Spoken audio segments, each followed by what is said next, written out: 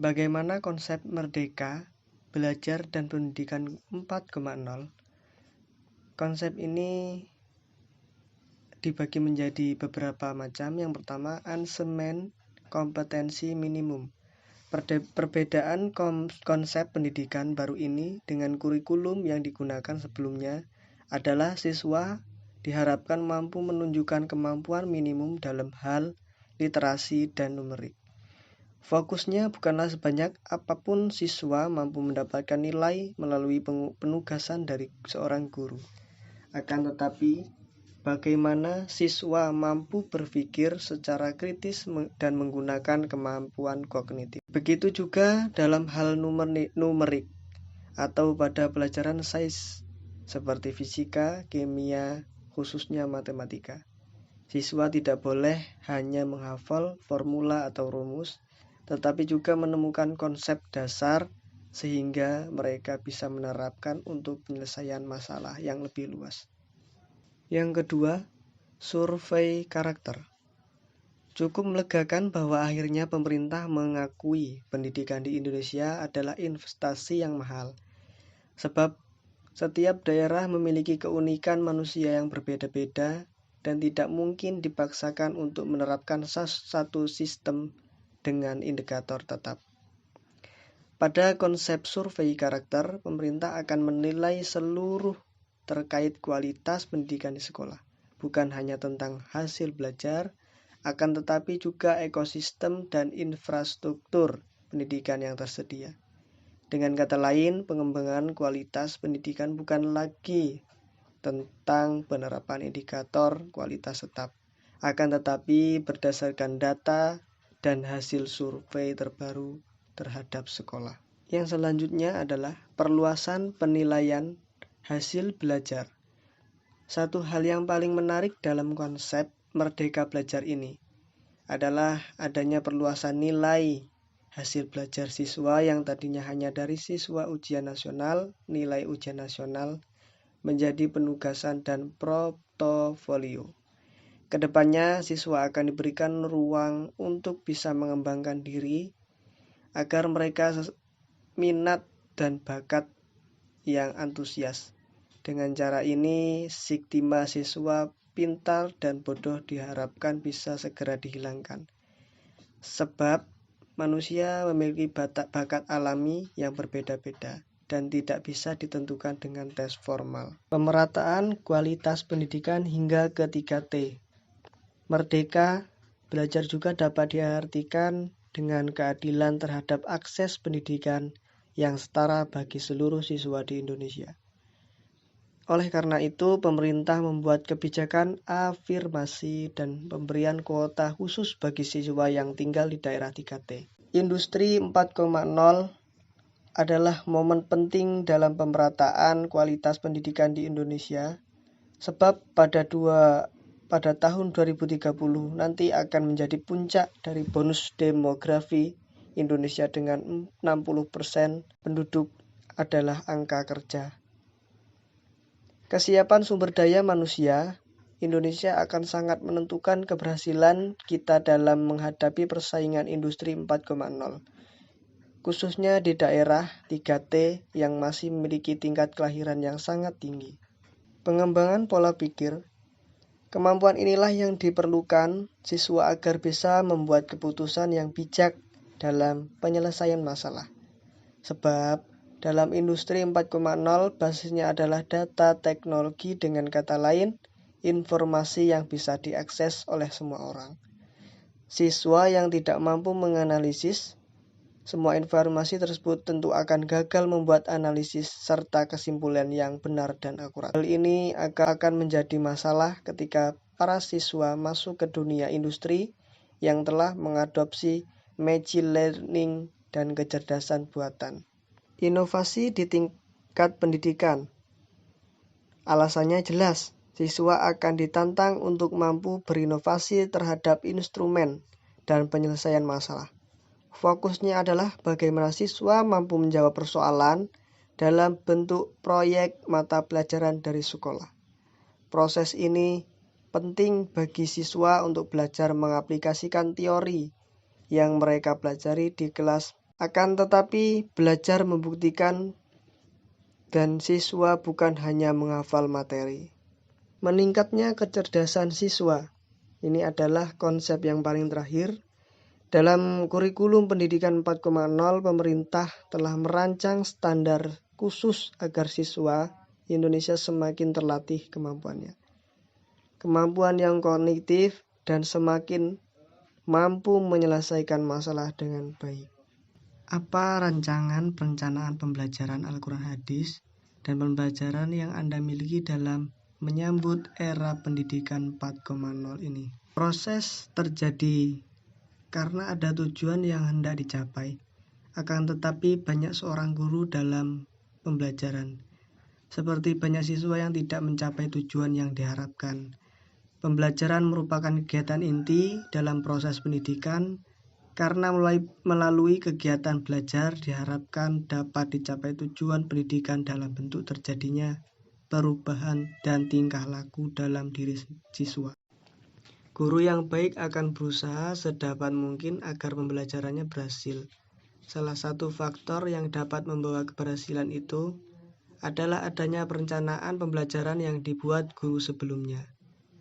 Melalui perencanaan yang maksimal, seorang guru dapat menentukan strategi apa yang digunakan agar tujuan pembelajaran dapat tercapai.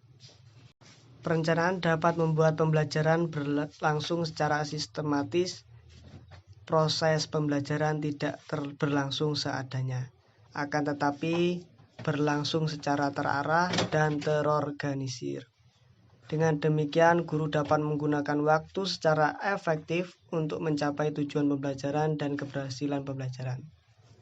Hal tersebut dapat berlangsung melalui perencanaan pembelajaran yang baik. Dalam Quran Surat Al-Hajj 59:18 yang artinya, hai orang-orang yang beriman, bertakwalah kepada Allah dan hendaklah setiap diri memperhatikan apa yang diperbuat untuk hari esok dan bertakwalah kepada Allah. Sesungguhnya Allah mengetahui apa yang kamu kerjakan.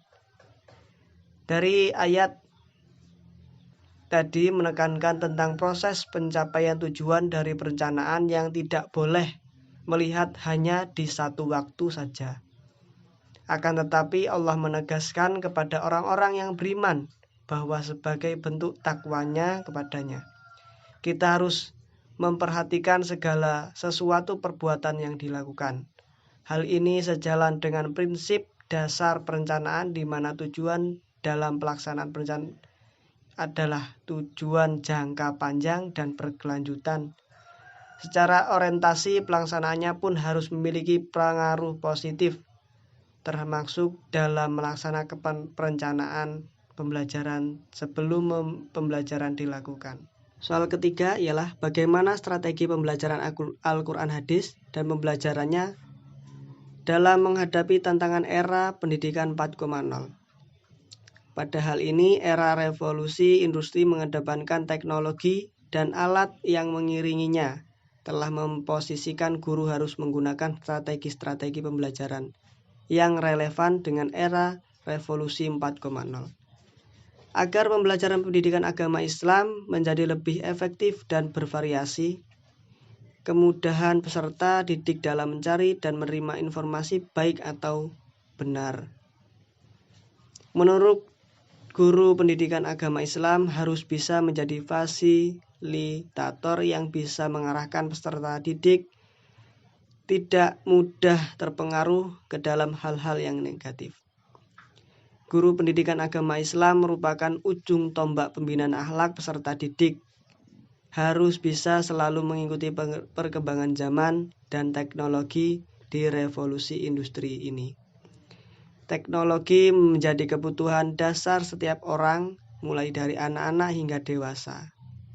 Penggunaan strategi pembelajaran ini harus disesuaikan dengan karakteristik peserta didiknya. Antara lain guru memberikan strategi yang digunakan adalah guru memberikan blended learning, yaitu strategi pembelajaran yang memadukan sistem pendidikan tradisional dan modern.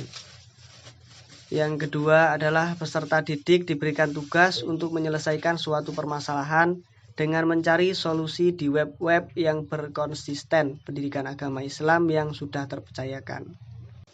Selanjutnya, guru mengajarkan dengan Microsoft Professor adalah istilah untuk mengganti pembelajaran yang menggunakan Word atau kata-kata sebagai konten melalui teknologi komputer.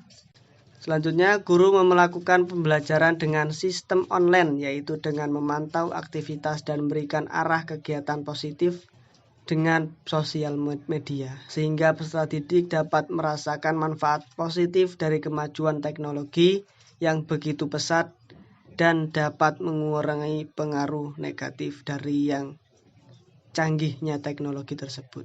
Melalui langkah-langkah identifikasi berbagai tantangan dan strategi pembelajaran, pendidikan agama Islam di era revolusi industri 4.0 ini diharapkan akan terpenuhi tujuan pembelajaran, sehingga guru mampu mengarahkan potensial pendidikan dalam menemukan kebenaran dan sebab-sebabnya, sehingga bermuara pada pembentukan kepribadian yang utuh sebagai cerminan manusia yang hidup pada masyarakat yang plural. Soal keempat, bagaimana pengembangan media pembelajaran Al-Quran Hadis dan pembelajarannya sesuai dengan era pendidikan 4.0.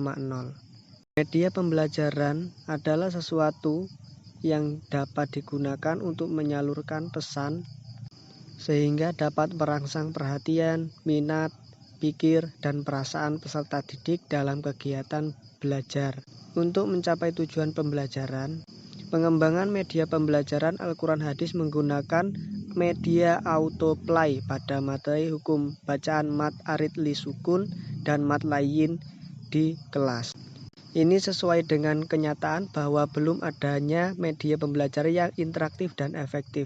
Sehubung dengan sistem pendidikan yang telah berkembang sejalan dengan perkembangan ilmu pengetahuan teknologi, tujuan penelitian ini adalah menjelaskan proses pengembangan media pembelajaran, menjelaskan kelayakan media pembelajaran, menjelaskan efektivitas media pembelajaran yang diterapkan pada mata pelajaran Al-Quran Hadis pada materi hukum bacaan mat arid li sukun dan mat layin. Soal kelima, apa pendapat Anda yang tentunya didukung dari berbagai teori yang kuat terkait evaluasi pembelajaran Al-Quran Hadis dan pembelajarannya dalam suasana yang berdampingan dengan COVID-19? Menurut saya, proses pembelajaran di sekolah merupakan upaya peningkatan pengetahuan dan skill. Sebagai besar, siswa menganggap sekolah adalah kegiatan yang menyenangkan dan mereka bisa berinteraksi satu sama lain. Sekolah secara keseluruhan adalah media interaksi antara siswa dan guru untuk meningkatkan kemampuan inteligensi, skill, dan rasa kasih sayang antara mereka. Akan tetapi sekarang kegiatan yang bernama sekolah terhenti dengan tiba-tiba karena gangguan COVID-19. Namun, sekolah memberikan solusi dengan pembelajaran daring. Pembelajaran daring adalah pembelajaran yang dilakukan secara online, menggunakan aplikasi pembelajaran maupun jejaringan sosial. Pembelajaran daring merupakan pembelajaran yang dilakukan tanpa melakukan tatap muka, tetapi melakukan platform yang telah tersedia. Segala bentuk materi pembelajaran didistribusikan secara online. Komunikasi juga dilakukan secara online, dan tes juga dilakukan secara online.